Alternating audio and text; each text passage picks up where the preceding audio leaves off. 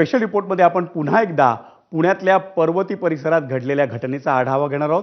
कारण तिथं आत्ता या क्षणी लोकांमध्ये प्रचंड संताप आहे आणि या पर्वती परिसरात एका 50 वर्षांच्या व्यक्तीनं एका अल्पवयीन मुलीवर, केवळ 9 वर्षांच्या मुलीवर अत्याचार करण्याचा प्रयत्न केल्याचा गंभीर आरोप या स्थानिक नागरिकांकडून करण्यात येतोय. या नागरिकांनी वेळीच प्रसंग ओळखून हस्तक्षेप केल्यामुळेच मोठा अनर्थ टळल्याची माहिती आहे आणि या घटनेनंतर परिसरात तणावाचं वातावरण निर्माण झालंय. संतप्त नागरिकांनी पर्वती पोलीस ठाण्यासमोर ठिय्या आंदोलन केले आणि संबंधित व्यक्तीला पोलिसांनी ताब्यात घेतल्याची प्राथमिक माहिती हाती आली आहे. या संदर्भात आपण मुंबई ईस्ट वेस्टमध्ये आपला प्रतिनिधी मिकी घईशी बोललो होतो, पण मिकी घई आत्ता पर्वती पोलीस स्थानकासमोर जिथं लोकांनी ठिय्या आंदोलन केलंय तिथं पोहोचलाय. मिकी, या संदर्भात सविस्तर माहिती सांग आणि लोक जे तिथे जमा झालेत, ज्यांनी ठिय्या आंदोलन केलंय, त्यांच्याशी तुला बोलता येतं का याचा प्रयत्न कर. अगदी पुण्यात नक्की चाललंय तरी काय असा प्रश्न या ठिकाणी निर्माण होतो. कारण पर्वती परिसरामध्ये एका अल्पवयीन अक्षरशः 9 वर्षाच्या मुलीवर या ठिकाणी लैंगिक अत्याचारची घटना घडलेली आहे. त्यानंतर आता जर आपण बघितलं तर इथले जे स्थानिक लोक आहेत ते मोठ्या संख्येने इथं जमलेले आहेत. प्रचंड रोष त्यांच्यामध्ये या ठिकाणी दिसतो. पोलीस देखील मोठ्या संख्येने या ठिकाणी पोहोचलेले आहेत. मतलब ही गर्दी काढण्याचा प्रयत्न पोलिसांचा आहे. मात्र लोकांचं म्हणणं काय आहे हे आपण पहिलं ऐकून घेऊयात. दादा, काय नक्की काय झालं? ऐका ना, एकतर गृहमंत्र्यांना राजीनामा द्यावा आणि छत्रपतींचं शासन चालू करावं. काय होतंय, काय झालं, काय नक्की? एक लहान पोरीवरती अतिप्रसंग झालाय. घरच्याच व्यक्तीने अतिप्रसंग केलाय. वेळेत त्यांना मेडिकलला नेलेलं आहे. आरोपी पण अटक आहे, पण लवकरात लवकर कारवाई व्हावी ही मागणी आहे जनता वसतची. नसरापूरचं प्रकरण मिटत नाही त्यावर जनता वसतला आज पर्वतीमध्ये झालेलं आहे. अजून कुठं होणार आहे आणि गृहमंत्री जागा कधी होणार आहे? त्यांना आमच्या समोर हजर करा. आम्हाला त्यांना जेलमध्ये पाठवायचं नाही पाहिजे. या विकृत लोकांचा छत्रपती शिवाजी महाराजांचं शासन होतं तसा चौरंग केला पाहिजे. भर चौकात चौरंग करा, फाशी द्या.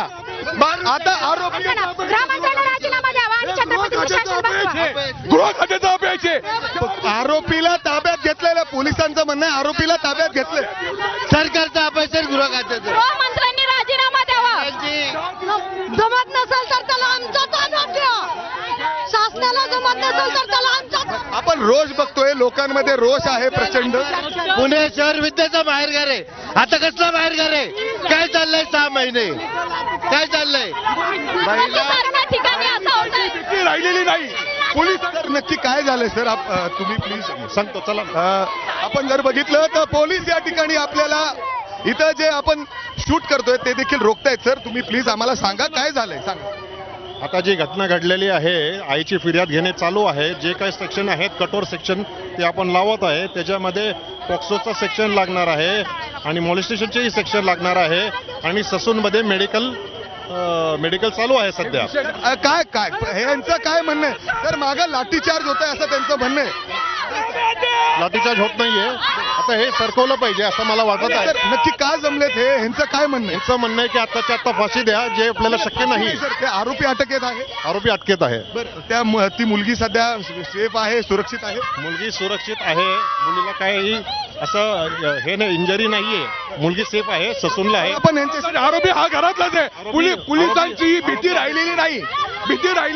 फक्त लक्षात घ्या. आता जर आपण बघितलं तर लोक नाराज आहेत. त्यांचे तीव्र आहे. महाराष्ट्र हा पेटलाय. महाराष्ट्र पेटला असताना सर आम्हाला तुम्ही कव्हर करू द्या. आम्हाला हे कव्हर करायचंय. जर आपण बघितलं तर लोक या ठिकाणी मोठ्या संख्येने जमलेले आहेत आणि आपण बघतोय की हे सगळे जणांना इथून पोलीस काढण्याचा प्रयत्न करतायत आणि आपण बघतोय महिला देखील मोठ्या संख्येने या ठिकाणी जमलेले आहेत.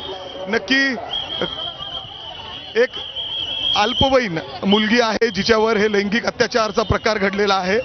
सर, कृपया करून हे करू नका सर.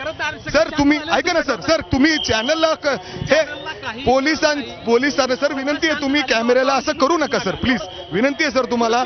नाही सर, आम्ही पेटवतोय सर, आम्ही पेटवतोय. साईडला कोपऱ्यात जा आणि प्लीज काही करा. सर, नाही सर, आम्ही मदतच करतोय सर. आम्ही बाजूला जा ना आपण, प्लीज बाजूला जा आणि बाईट घ्या ना. चुकीचं झालंय. जे नसरापूरच्या म्हाताऱ्याला जर भर चौकात जाळलं असताना तर हे म्हातारा शहाणं झालं असतं. हे आजचं केलं नसतं कांड. गृहमंत्र्यांना एकच मागणी आहे की वारंवार या घटना होत आहेत. फक्त तुमच्या माध्यमातून गृहमंत्र्यांना एक निरोप आहे की ज्या अशा घटना घडत आहेत लहान मुलींवरती, ह्याच्यावरती एक स्वतंत्र न्यायालय पाहिजे, स्वतंत्र कायदा पाहिजे आणि तो कडक कारवाई करणारा पाहिजे, म्हणजे असे नराधम जन्माला घालणार नाही. नसरापूरच्या प्रकरणामध्ये त्यांनी जर लगेच अंमलबजावणी केली असती तर ह्या घटना घडल्या नसत्या असं मला वाटतं. तर गृहमंत्र्यांनी लवकरात लवकर कारवाई करावी. अर्थात जर आपण बघितलं तर इथं खूप मोठ्या संख्येने लोक जमलेली आहेत आणि लोकांची हीच मागणी आहे की जो आरोपी आहे त्याला आमच्यामध्ये सोडून द्या, आम्ही त्याला स्वतः शिक्षा देऊ. परंतु पोलिसांनी सध्या त्याला ताब्यात घेतलेला आहे. जी पीडित तरुणी आहे तिला चेकअपसाठी एका जवळच्या रुग्णालयामध्ये त्या ठिकाणी नेण्यात आलेला आहे. मात्र लोकांमध्ये प्रचंड रोष आहे. नुकतंच नसरापूर या ठिकाणी घडलेल्या घटनेनंतर ज्या चिमुकलीवर अत्याचार झाला आणि त्यानंतर अशी जी घटना घडलेली आहे त्यामुळं लोकांमध्ये प्रचंड रोष आहे. आपण बघतोय खूप मोठ्या प्रमाणात लोकांमध्ये पोलीस बंदोबस्त प्रचंड रोष आहे आणि तो रोष आपण एबीपी माझाच्या कॅमेरानं आपल्याला या मिकी घईच्या रिपोर्टमधनं पाहायला देखील मिळाला.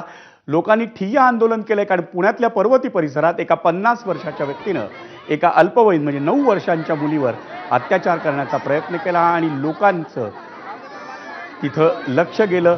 त्यांनी प्रसंग ओळखला आणि हस्तक्षेप केला. त्यामुळे मोठा अनर्थ टळल्याचं सांगण्यात येत आहे. पण पोलिसांनी मिकी घई समोर सांगितल्यानुसार ती मुलगी आता सुरक्षित आहे आणि या संदर्भात पुढील कारवाई करण्यात येते अशी माहिती पुणे पोलिसांनी मिकी घईशी बोलताना दिली. विधानसभा निवडणुकीच्या निमित्तानं पश्चिम बंगालच्या राजकारणात मोठा बदल होताना दिसला. भाजपच्या वाढत्या ताकदीमागे नेमकं कोण? पडद्यामागे शांतपणे काम करणारा एक घटक पुन्हा चर्चेत